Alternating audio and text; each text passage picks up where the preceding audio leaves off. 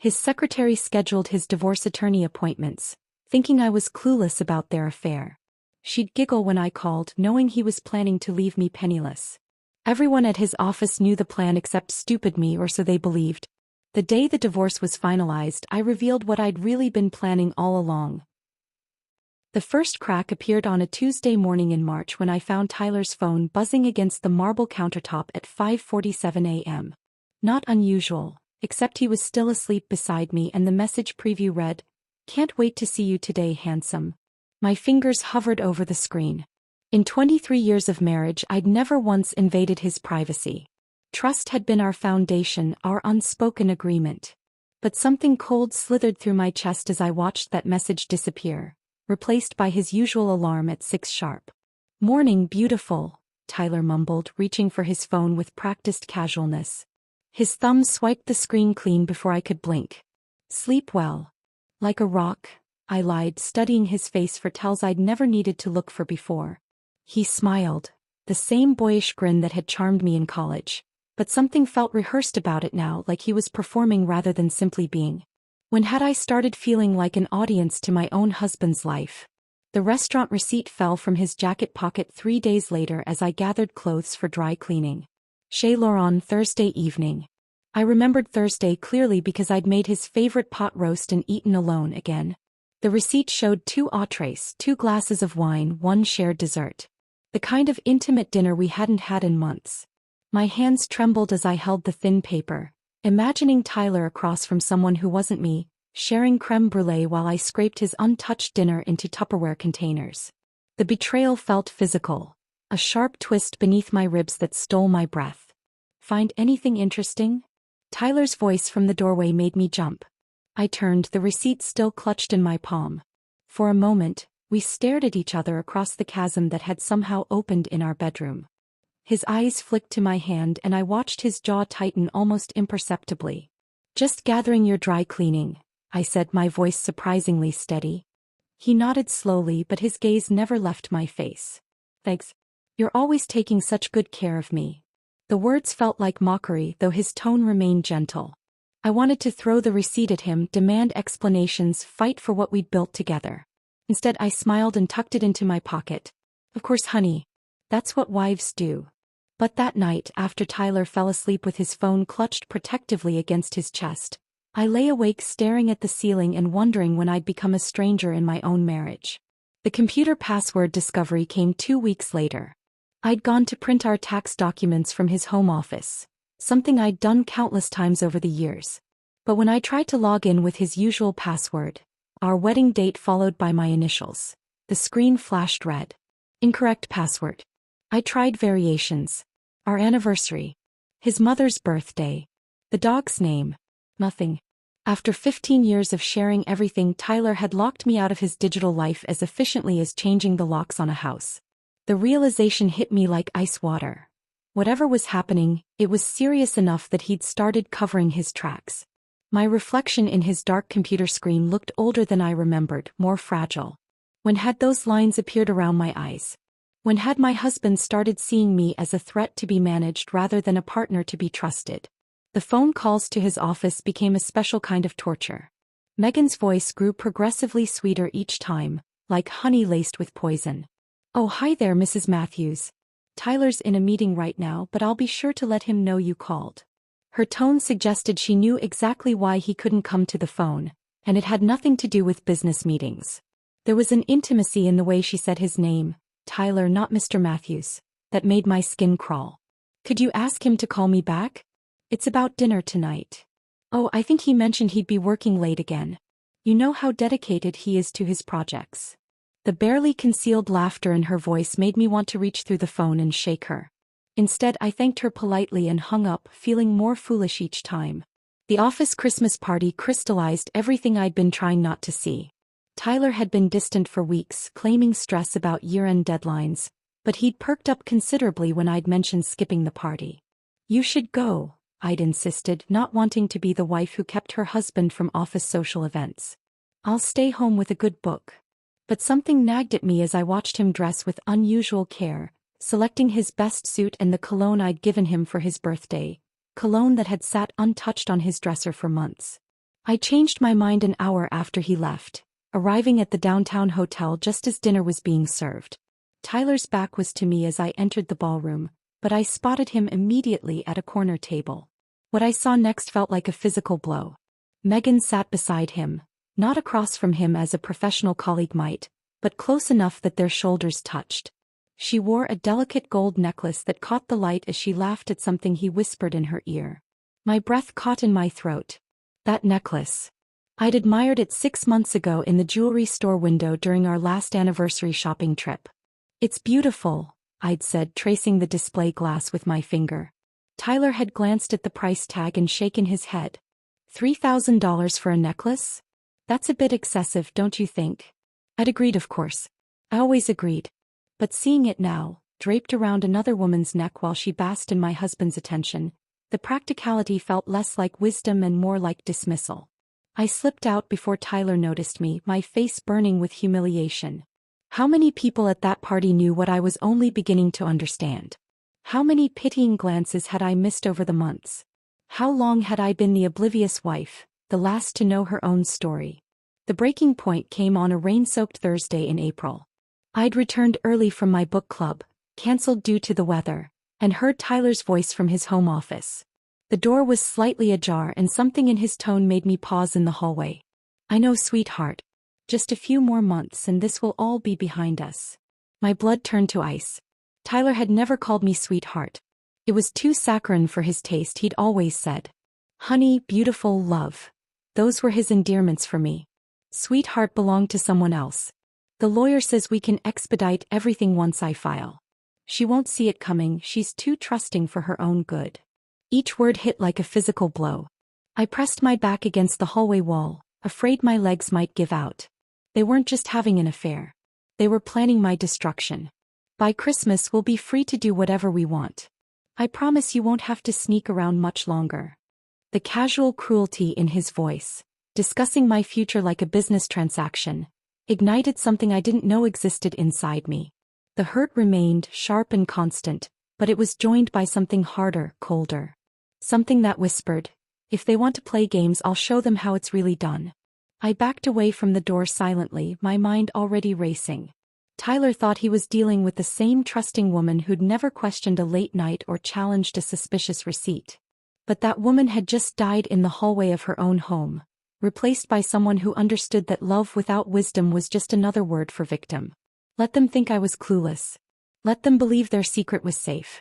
They'd taught me that marriage could be a performance, and I was about to give the performance of my life. The game was just beginning and they had no idea they'd already lost. The transformation didn't happen overnight. For 3 days after overhearing Tyler's phone call, I moved through our house like a ghost, smiling when he looked my way, nodding at his lies about late meetings. But inside, something sharp and calculating had awakened. Something that studied his patterns with forensic precision. That's when I remembered Josh Reynolds. Tyler's business partner had always been peripheral to our social circle, present at company functions but never lingering for small talk. He was the numbers guy, Tyler often said dismissively, as if mathematical precision was somehow less valuable than Tyler's flashy deal-making. But I'd noticed things about Josh that Tyler had missed. The way he listened before speaking. How his eyes tracked inconsistencies in presentations. The quiet intelligence that didn't need to announce itself. More importantly, I'd heard through the professional grapevine that Josh's wife had left him 6 months ago. Another casualty of infidelity, according to the whispered conversations at charity luncheons. If anyone would understand the particular sting of betrayal, it would be him. I spent 2 weeks studying Josh's routine with the methodical patience of a hunter. His gym was downtown, 3 blocks from the coffee shop where Tyler sometimes held client meetings.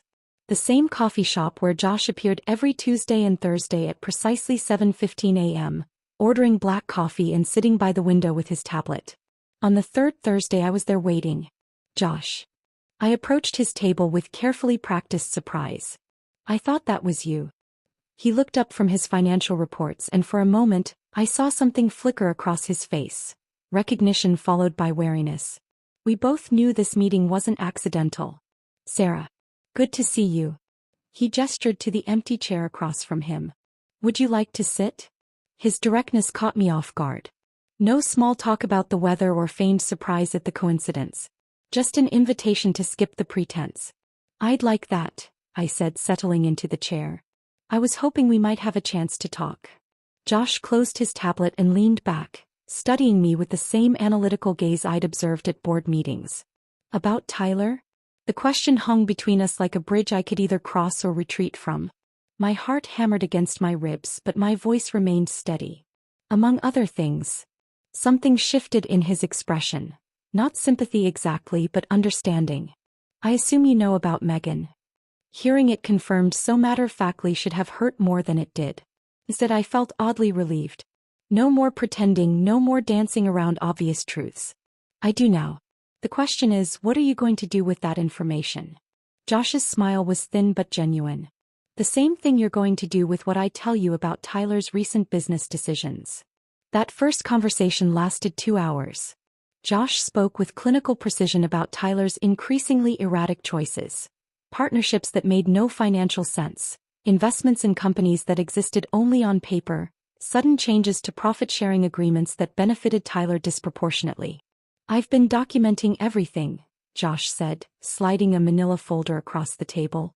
Initially for my own protection. Now I think it might serve a different purpose. The folder contained copies of emails, financial statements, and meeting notes that painted a picture of a man whose judgment had become fatally compromised. But more than that, it revealed something I'd never suspected.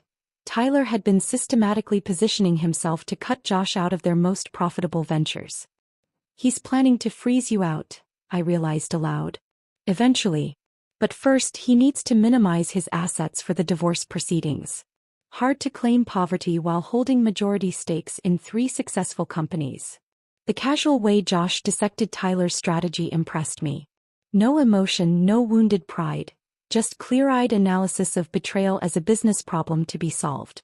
What do you need from me? I asked. His answer surprised me. Nothing. Yet. But when the time comes, I'll need someone who has access to Tyler's personal files.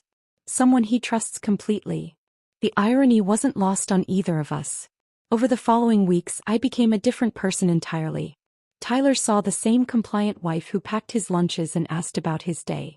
But that woman was a carefully constructed mask worn by someone much more dangerous. While Tyler worked late or claimed to, I worked too.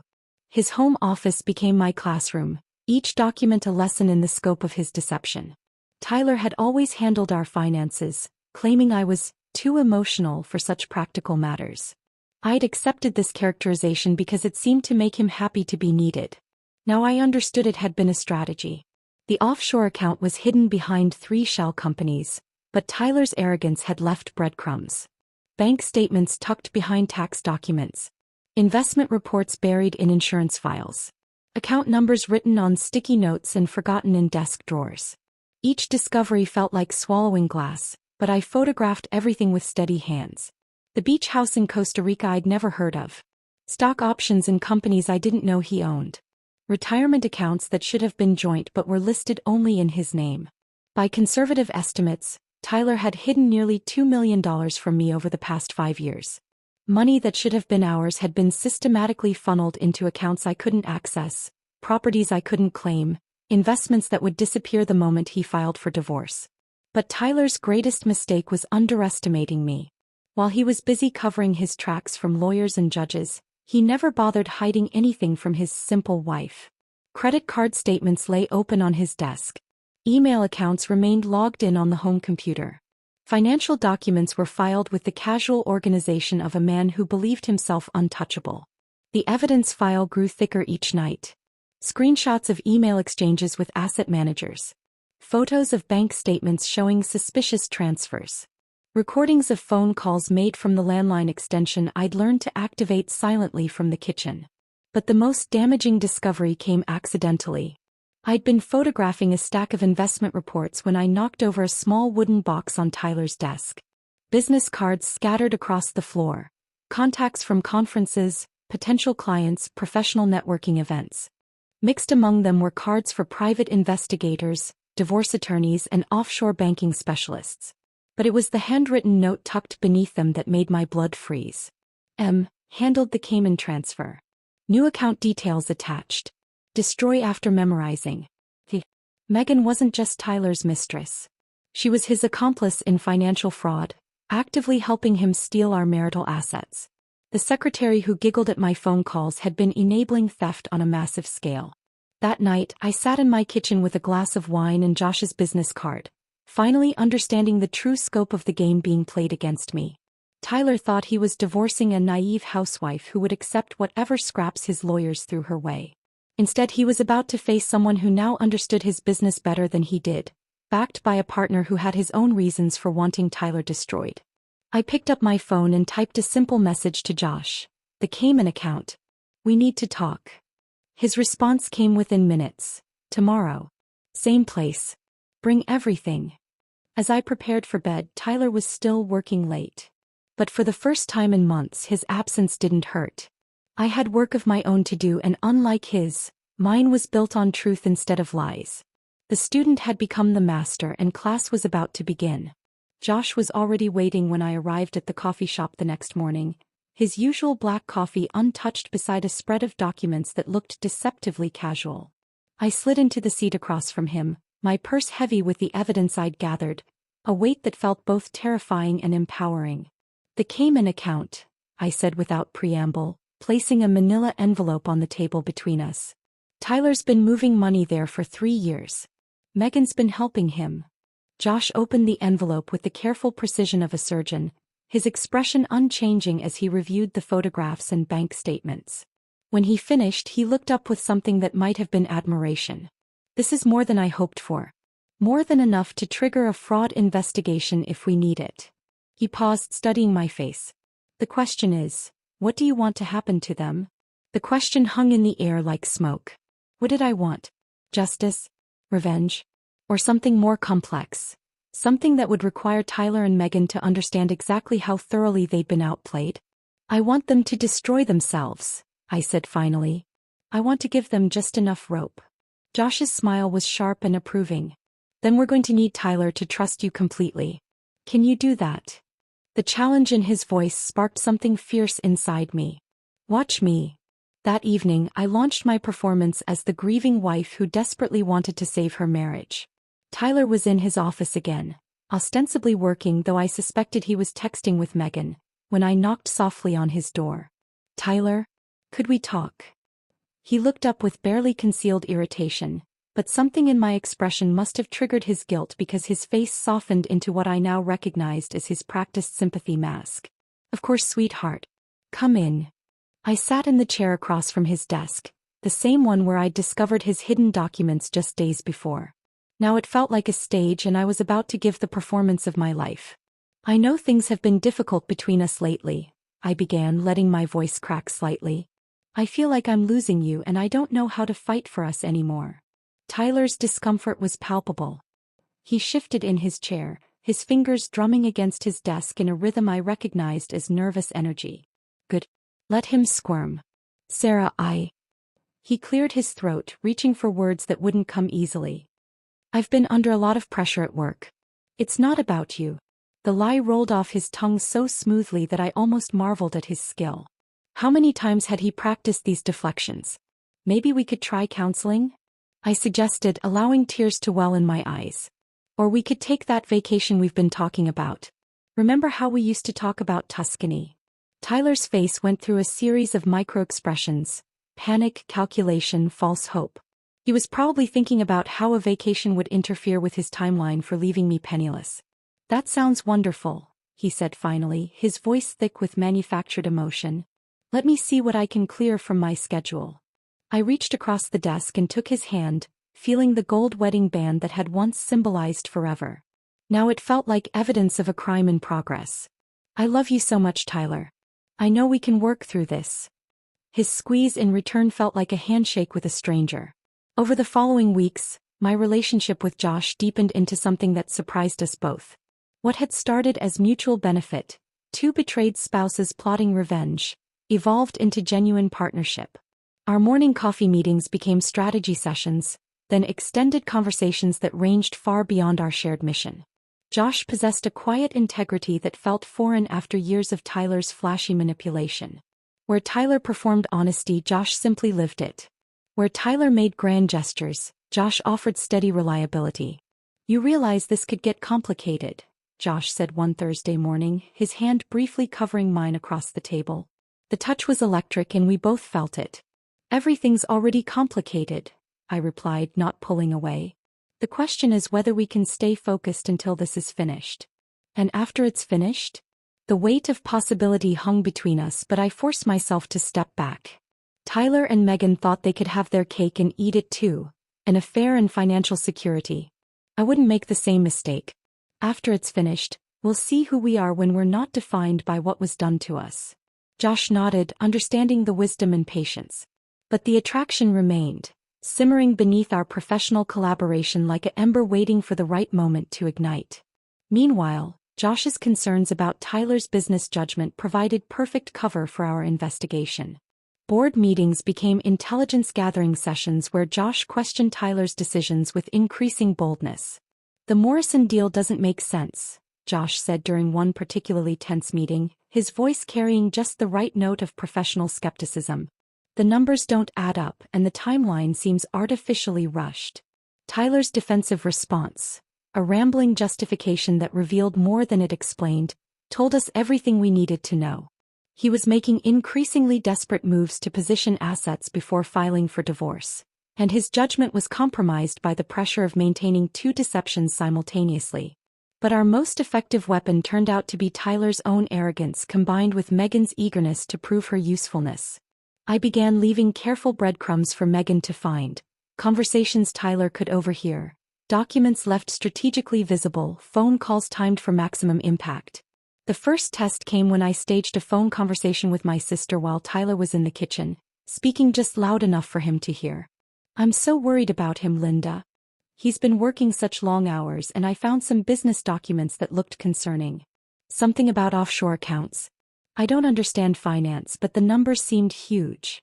I watched Tyler freeze in the doorway, his coffee mug suspended halfway to his lips.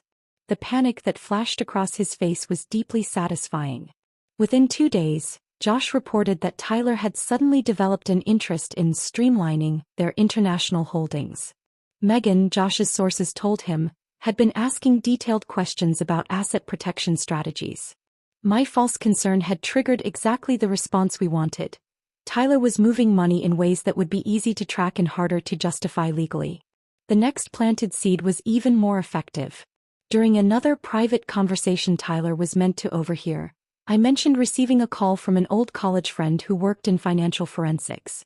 "She specializes in finding hidden assets in divorce cases," I said into the phone, my voice trembling with manufactured worry.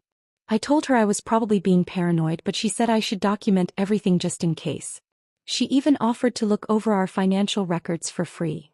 Tyler's reaction was swift and predictable.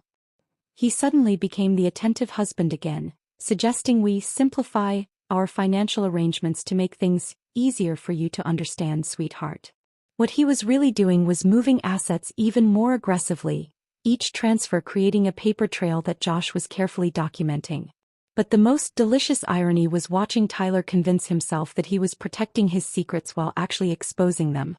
Every lie he told in response to my planted fears revealed more about his strategy. Every reassurance he offered Megan, conversations I could hear through the thin walls of his office, gave us deeper insight into their timeline. "She doesn't suspect anything," I heard him tell Megan one evening. "If anything, she's becoming more dependent on me. This will be easier than I thought." As I stood in the hallway listening to my husband discuss my destruction with his mistress, I felt no pain, only cold satisfaction.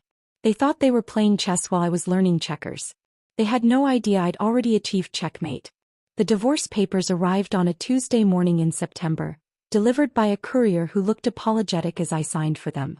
Tyler wasn't home. He'd started staying at his downtown apartment more frequently, claiming the tension at home was affecting his work. In reality, he was probably celebrating with Megan, toasting what they believed would be their victory.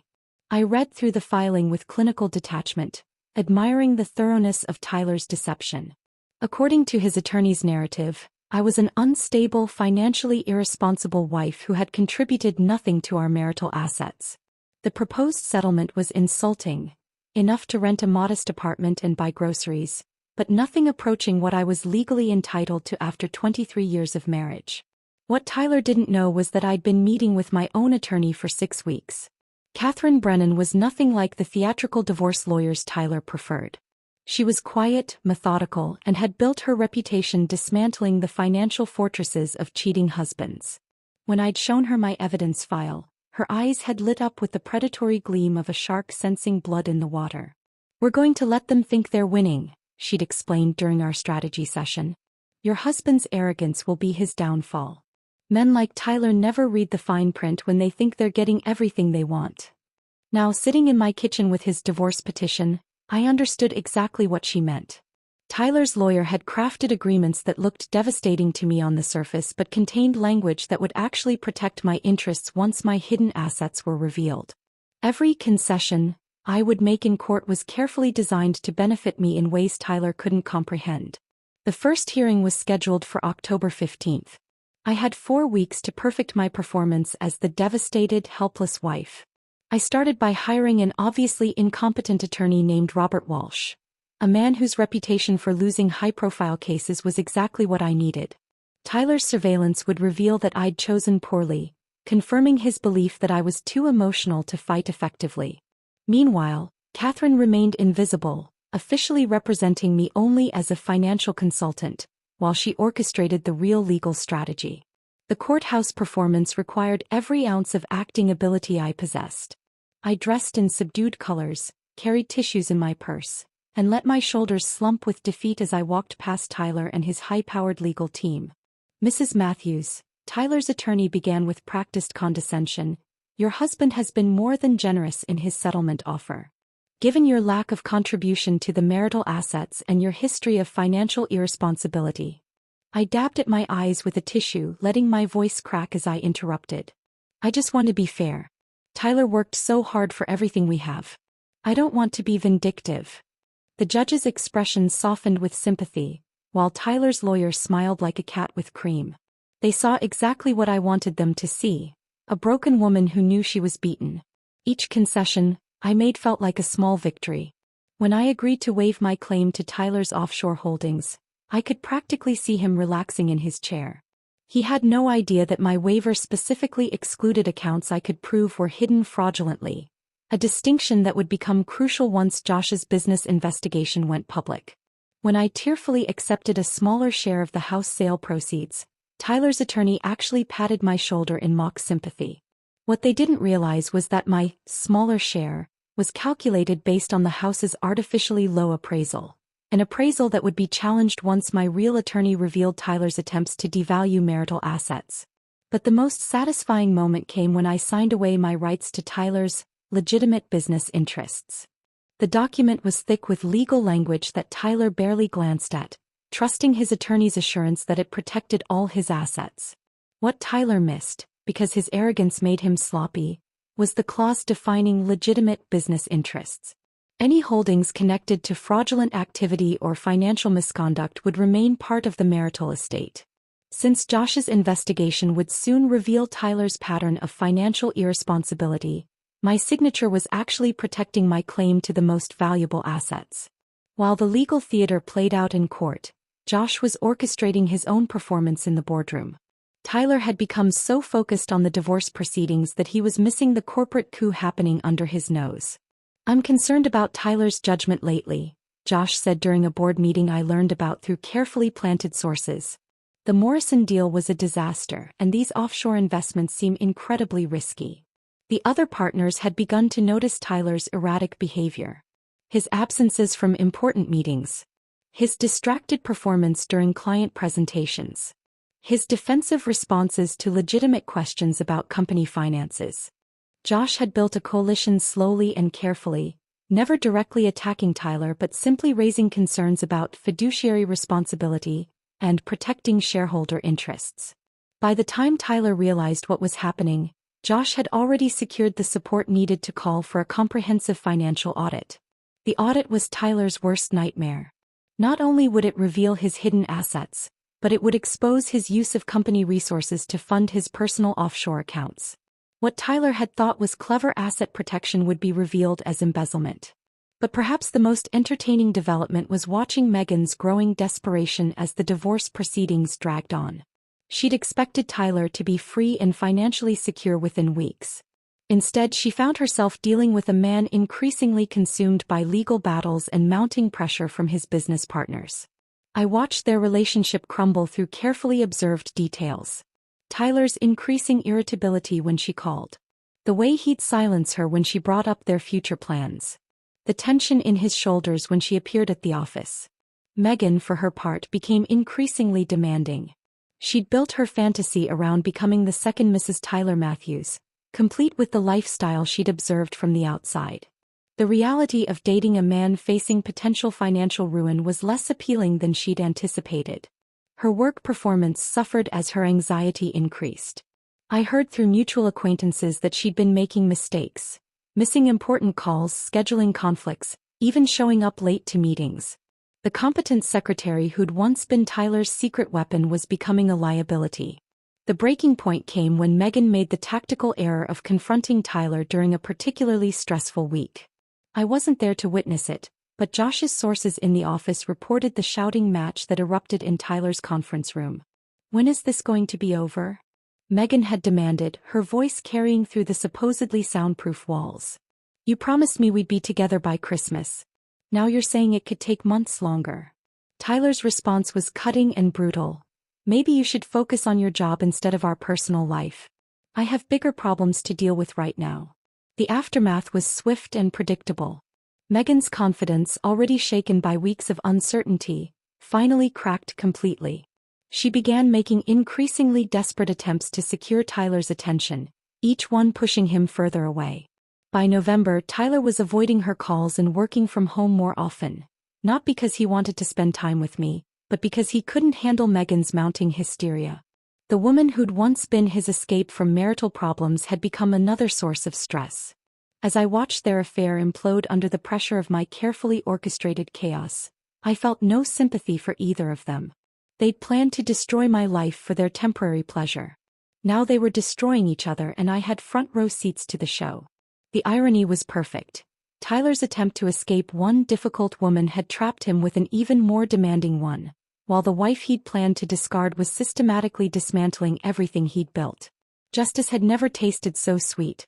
The judge's gavel fell at 3:47 p.m. on a gray December afternoon, making our divorce official with the kind of bureaucratic finality that reduced 23 years of marriage to a stack of signed documents. Tyler sat beside his attorney, shoulders relaxed for the first time in months, practically radiating satisfaction as he believed he'd successfully orchestrated the theft of our shared life. I maintained my performance until the very end, dabbing at my eyes as the judge explained my generous settlement. Tyler even had the audacity to reach over and squeeze my hand in what observers would interpret as comfort but felt more like a victory lap. "I'm sorry it had to end this way, Sarah," he murmured as we gathered our paperwork, his voice pitched for the judge's ears. "I hope you'll be able to move on and find happiness."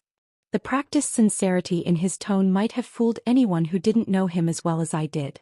But I heard the barely contained triumph underneath, the relief of a man who thought he'd pulled off the perfect crime. "Thank you for being so understanding through all of this," I replied, my voice appropriately fragile. "I know this was hard on you too." Tyler's attorney, clearly pleased with the outcome, shook my incompetent lawyer's hand with something approaching pity. "Your client was very reasonable, Robert. This could have been much more contentious." As I walked out of that courthouse, divorce decree in hand, I felt an unexpected hollowness. Not for Tyler. That man had died for me months ago. But for the woman I'd been when I'd first walked up those same courthouse steps to get married in 1998. She'd believed in forever. She'd trusted completely. She'd never imagined that love could be weaponized. That woman was gone, and while I didn't mourn her exactly, I acknowledged her passing with something that wasn't quite grief but wasn't quite relief either. Tyler drove away in his BMW, probably heading straight to Megan's apartment to celebrate. I sat in my car for a long moment, watching the courthouse empty as other people's dramas played out in scheduled intervals. Then I pulled out my phone and sent a single text to Josh. "Phase 1 complete." His response came immediately. "Emergency board meeting called for tomorrow morning. Time to finish this." Tyler spent that evening in what I can only assume was celebratory bliss. Through our still-shared Netflix account, I could see he was watching comedy specials until well past midnight. The man who'd just legally stolen from his wife was apparently in a mood to laugh. I spent the evening reviewing documents with Catherine, my real attorney, ensuring every detail was perfect for what would come next. We'd built our trap with precision and now it was time to watch it snap shut. The call came at 6:23 a.m. Sarah. Tyler's voice was sharp with panic, cutting through the early morning quiet. Did you know about this board meeting? I let confusion color my voice, still playing the role of the ex-wife who understood nothing about business. What board meeting? Josh called an emergency session. Something about financial irregularities. I don't understand why he'd. Tyler's voice cut off abruptly, and I could practically hear the wheels turning in his head. I'm sure it's just routine business stuff, I said with practiced innocence. You always said I wouldn't understand these things. The silence stretched long enough that I wondered if he'd hung up. When he spoke again, his voice carried a note I'd never heard before, genuine fear. Sarah, if anyone asks you about our finances, about offshore accounts or anything like that. Tyler, you're scaring me. What's wrong? But he'd already disconnected. The emergency board meeting convened at 9 a.m. in the glass-walled conference room that had hosted so many of Tyler's triumphs. This time he walked in to find Josh seated at the head of the table, Tyler's usual position, with a stack of documents that represented months of careful investigation. Gentlemen, Josh began without preamble, we have a serious problem. Tyler took his seat with the careful composure of a man trying not to show fear, but I'd learned to read his tells over the years. The way he adjusted his tie twice. The slight tremor in his hands as he reached for his coffee. He knew something was catastrophically wrong.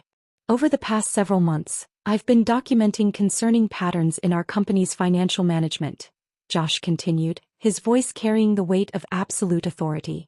What I've discovered amounts to a systematic diversion of company resources for personal gain.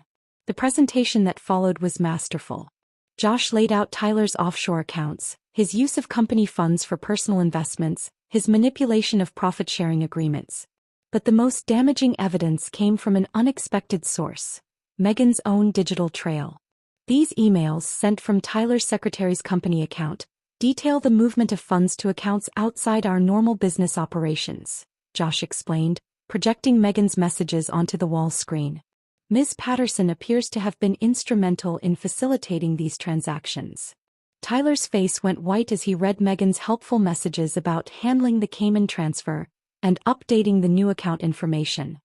Every communication she'd thought was helping him had actually been creating evidence of their conspiracy. This is ridiculous, Tyler said, but his voice lacked conviction. These accounts are perfectly legitimate business investments. Investments that coincidentally increased dramatically during your divorce proceedings? Josh's question hung in the air like a blade. Investments that your ex-wife waived all claims to in court yesterday? The room fell silent as the other board members processed the implications. Tyler hadn't just stolen from the company, he'd orchestrated his divorce to benefit from the theft. The vote was swift and unanimous. Tyler was removed as CEO effective immediately, pending a full forensic audit and potential criminal investigation. Security would escort him from the building within the hour. As Tyler gathered his personal belongings under the watchful eyes of security guards, his phone rang constantly. Megan, no doubt, wondering why her calls to his office were being redirected. She would learn soon enough that she was unemployed too. The professional network in their industry was surprisingly small and remarkably efficient at spreading news. By lunchtime, word of Tyler's dramatic fall had reached every major firm in the city. By evening, the details of Megan's role in facilitating financial fraud were common knowledge among the executive assistants and office managers who formed the backbone of the business community. Megan's attempts to find new employment were met with polite rejections and sudden interview cancellations. Her resume, once impressive, was now toxic. Companies couldn't afford to hire someone whose loyalty could be purchased, whose ethics were so obviously compromised. The woman who had giggled at my phone calls, who had worn my dream necklace to my husband's office Christmas party, who had helped steal my future, now found herself unemployable in the only industry she knew. Within 2 weeks, Megan had quietly left the city, her social media accounts deleted, her professional connections severed. The rising star who had thought she was trading up from secretary to trophy wife had instead become a cautionary tale whispered in break rooms and boardrooms across the business district.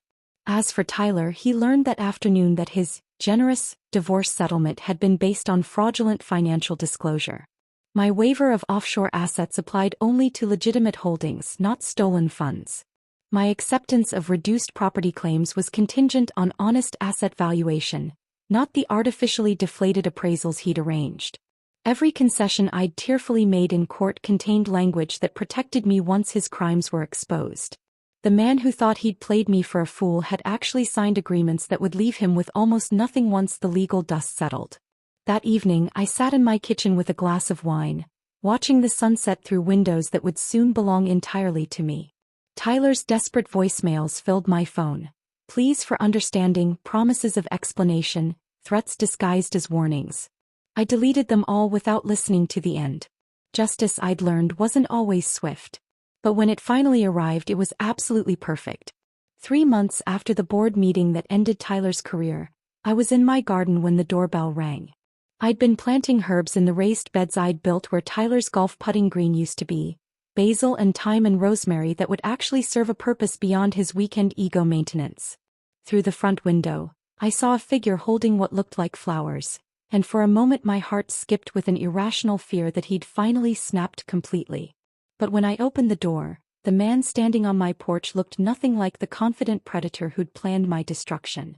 Tyler appeared smaller somehow, his shoulders curved inward as if he were protecting himself from invisible blows.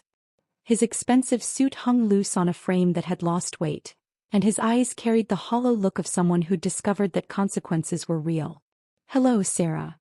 His voice was tentative, nothing like the commanding tone I'd lived with for over 2 decades. "Tyler."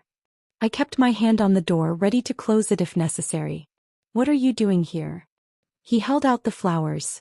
Grocery store roses wrapped in cellophane, not the elaborate arrangements he used to send to impress other people with his generosity. "I was hoping we could talk. I know I don't deserve it, but I've been doing a lot of thinking and I realized." "You realized what exactly?" The question seemed to catch him off guard. He'd probably practiced this speech, rehearsed the right combination of remorse and charm that had worked on me so many times before. But something in my tone told him this wouldn't be like those other times. "I made mistakes," he said, the words sounding like they'd been memorized from a self-help book. "Terrible mistakes. I lost sight of what was really important, and I hurt the one person who'd always been there for me." I watched him deliver his lines with the same detached interest I might feel observing a documentary about extinct species. There was something almost pitiable about his performance. This desperate attempt to resurrect a relationship he'd murdered himself.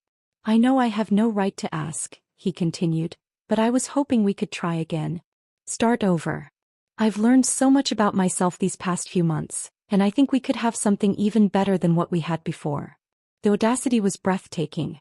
This man who'd systematically stolen from me, who'd planned to leave me penniless while he started a new life with his secretary, was now suggesting we could rebuild on the ashes of his betrayal. "Come in," I said finally, stepping aside. Tyler's face lit up with hope so genuine it was almost heartbreaking. He'd mistaken my invitation for forgiveness, not understanding that I simply wanted privacy for what came next. I led him to the living room, the same room where we'd hosted dinner parties and watched movies and argued about thermostat settings. Now it felt like a stage set for the final act of a very long play. "Can I get you something to drink?" I asked, playing the hostess role one last time. "Coffee would be great. Just like you used to make it." I returned from the kitchen with 2 cups and a manila folder I'd been keeping in my desk drawer for exactly this moment. Tyler was studying our wedding photo on the mantel, his expression soft with what looked like genuine nostalgia. "I've missed this place," he said as I handed him his coffee. "I've missed us." "Have you?" I settled into my chair, the folder balanced on my lap. "Tell me, Tyler, what exactly do you miss about us?" He launched into another rehearsed monologue about partnership and trust and shared dreams. I let him talk, watching his hands gesture with practiced sincerity, noting how he avoided eye contact when he claimed to have never stopped loving me. When he finished, I opened the folder. "That's interesting," I said, pulling out the first photograph. "Because according to this email you sent to Megan in September, You were planning to finally be free of that burden by Christmas. Tyler's coffee cup froze halfway to his lips as he stared at the screenshot of his own words. And this bank statement, I continued, laying out the next piece of evidence, shows you moved $200,000 to your Cayman account the day after I asked about taking that vacation to Tuscany. Each document hit him like a physical blow. The phone recordings, the financial transfers, the business emails where he'd referred to me as the problem that needs solving. You see, Tyler, I know exactly what you missed about us. You missed having someone too trusting to question your lies. You missed having a convenient cover for your financial crimes. You missed having someone to blame when your house of cards finally collapsed. His face had gone pale, but I wasn't finished. You thought I was too stupid to see through your affair with Megan. Too emotional to understand business. Too dependent to survive without you. I leaned forward, my voice steady and cold. I was just smart enough to let you believe it. The moment of recognition in his eyes was everything I'd hoped for. The dawning understanding that every conversation, every argument, every tearful plea for our marriage had been performance. That while he'd been playing chess, I'd been playing a completely different game. How long? He whispered. How long did I know? Since March. How long did I plan this? Since the day I heard you promise Megan you'd leave me penniless. Tyler set down his coffee with shaking hands. Sarah, I never meant. You never meant to get caught. There's a difference. He tried several more times to explain, to justify, to somehow rewrite history into something more palatable. But every word only demonstrated how completely he still misunderstood what had happened between us. When he finally left, his shoulders were even more curved than when he'd arrived. The flowers lay forgotten on my coffee table, already wilting in their plastic wrapping. That evening Josh called. How did it go? He asked. Exactly as expected. He still thinks this is about hurt feelings instead of calculated justice. Are you all right? The question surprised me with its genuine concern. Over the months of our partnership, Josh had become someone I could trust completely, a rare gift after Tyler's betrayal. But we'd both been careful not to let our attraction complicate the mission. I'm perfect, I said and meant it. What about you? Ready for your new life as CEO? Josh had officially taken control of the company the week before, with unanimous board support. Tyler's removal had actually strengthened the business, freeing it from the toxic decision-making that had been slowly destroying it. It feels right, he said. But I wanted to ask you something. I'm moving to the Boston office to oversee the expansion there. I was wondering if you'd like to come with me. The invitation hung between us, loaded with possibilities and complications. 6 months ago I might have said yes without hesitation, trading one relationship for another. But the woman Tyler's betrayal had created was smarter than that. Josh, I said gently, we're both still figuring out who we are without our old lives. Maybe we should do that separately before we try to build something new together. His laugh was warm and understanding. I was hoping you'd say that. It means you've really learned to trust yourself. I have. For the first time in my adult life, I'm making decisions based on what I want instead of what someone else expects from me. We agreed to stay in touch, to let whatever might develop between us happen naturally rather than forcing it. Josh was a good man, honest in ways Tyler had never been, but I needed to discover who I was when I wasn't defined by any man at all. 6 months later I was grocery shopping when I saw her. Megan stood in the frozen food aisle, her cart half full of budget items and her appearance significantly less polished than I remembered. She looked older, more tired, wearing clothes that suggested either a different lifestyle or different circumstances. Our eyes met for a moment across the freezer cases. I waited for anger, satisfaction, some emotional response to seeing the woman who'd helped orchestrate my betrayal. Instead, I felt only mild curiosity about how her story had unfolded. She looked away first, pushing her cart quickly toward the checkout lanes. I continued my shopping, picking out ingredients for the dinner party I was hosting that weekend, a gathering of new friends I'd made through pottery classes and volunteer work. Tyler's final text had come 2 weeks before the grocery store encounter. I never meant to hurt you. I hope you can forgive me someday. I'd read it, felt nothing, and deleted it without responding. Not because I was angry, but because Tyler had become irrelevant to my life in the most complete way possible. I simply didn't think about him anymore. The woman who'd once measured her worth by her husband's approval had evolved into someone who trusted her own judgment completely.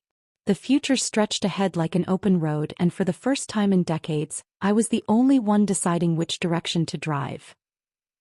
If this story of sweet revenge had you on the edge of your seat, hit that like button right now. My favorite part was when Sarah revealed that evidence folder to Tyler, watching him realize every move he made was anticipated and countered. What was your favorite moment? Drop it in the comments below. Don't miss more thrilling stories like this. Subscribe and hit that notification bell so you never miss an upload.